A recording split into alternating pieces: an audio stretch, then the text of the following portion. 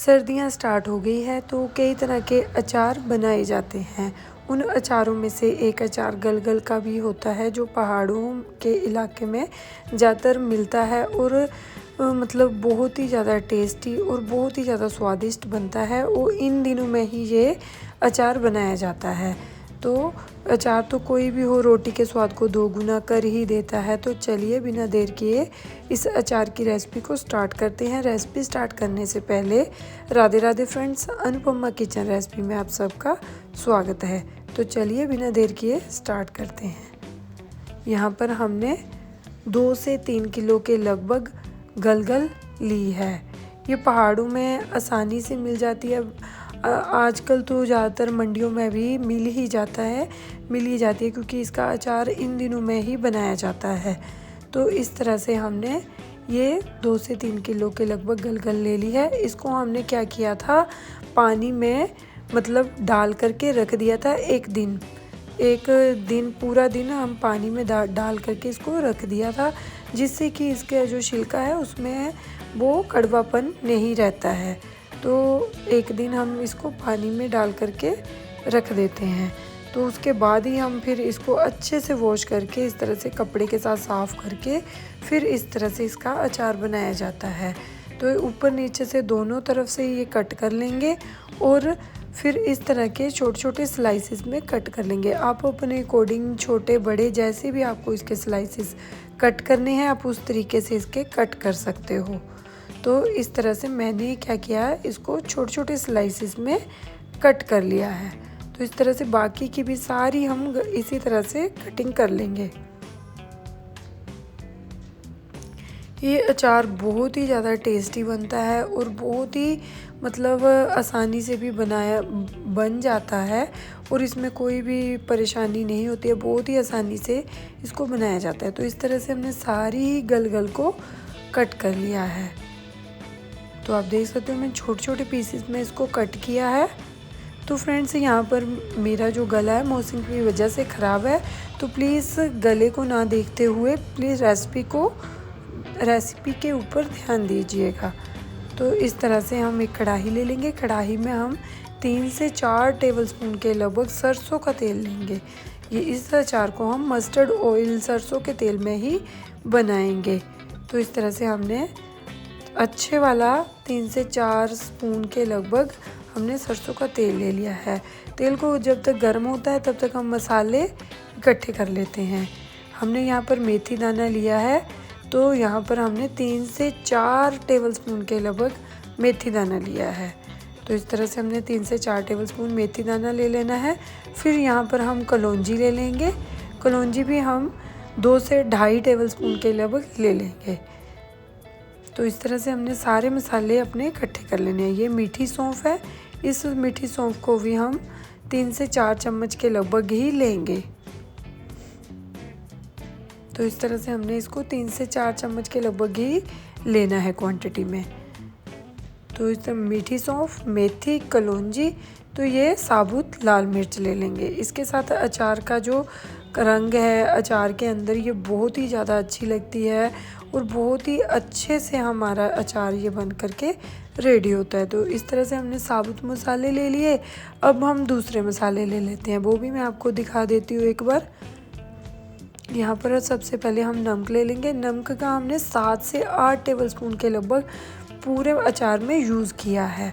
तो आप जब अचार बनाओगे तो वहाँ पे आप टेस्ट करके भी मतलब टेस्ट कर लो, फिर आप देख सकते हो नमक अगर कम लगे तो फिर दोबारा डाल सकते हो।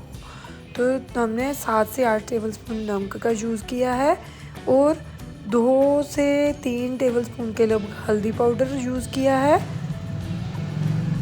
यहाँ पर हम काली मिर्च पाउडर ले लेंगे। ये हमने 1.5 टेबलस्पून के लगभग यहाँ पर यूज़ किया है काली मिर्च पाउडर। तो अब हम लाल मिर्ची पाउडर ले लेंगे। ये हमने 2 से 3 टेबलस्पून के लगभग यूज़ किया है। थोड़ी सी सौंठ पाउडर ले लेंगे, आधा टेबलस्पून के लगभग।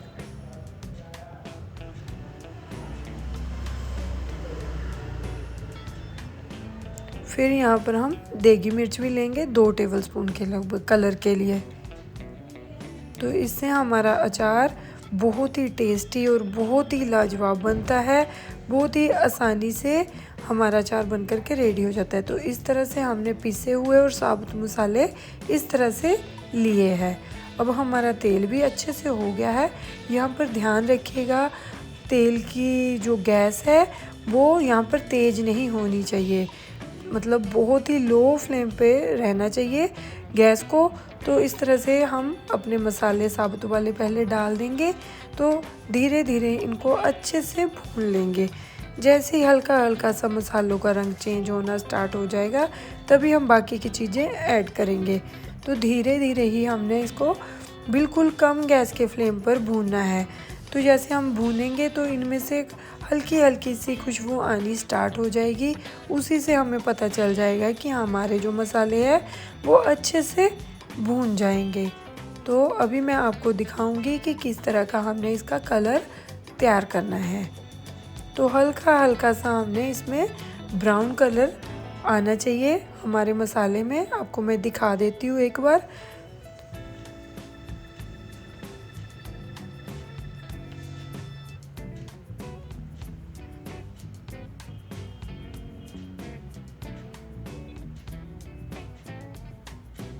जब हमारे ये मसाले भूनते हैं तो घर में, पूरे घर में खुशबू आनी स्टार्ट हो जाती है इन मसालों की। इतना अच्छा लगता है, पूरा घर महक उठता है मसालों के साथ। तो इस तरह से हम इसको धीरे धीरे करके भूनेंगे। तो इस तरह का हमने इसका कलर रेडी करना है मसालों का। तो हमारे जो मसाले वो अच्छे से भून गए हैं। अब हम इसमें क्या करेंगे, जो हमने गलगल कट की है उसमें से थोड़ी सी क्वांटिटी पहले डाल देंगे हम मसालों में, क्योंकि डायरेक्ट हम जो पिसे हुए मसाले डालेंगे वो एकदम से डालेंगे तो जल जाएंगे। अगर हम इस तरह से गलगल डालने के बाद फिर इसके ऊपर सारे मसाले डालेंगे तो मसाले हमारे जलेंगे नहीं। तो इस तरह से हम सारे मसाले अपने डाल करके इसको अच्छे से मिक्स कर लेंगे। जैसे हमारे मसाले मिक्स हो जाएंगे फिर हम अपनी गलगल इसमें सारी की सारी डाल देंगे।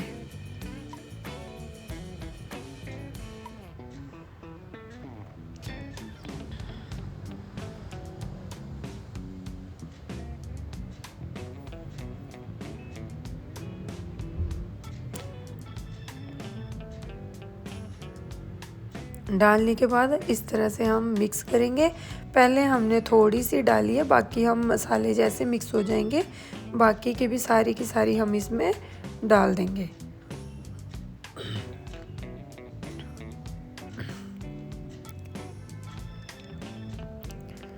गैस के फ्लेम को हमने लो टू मीडियम ही रखना है।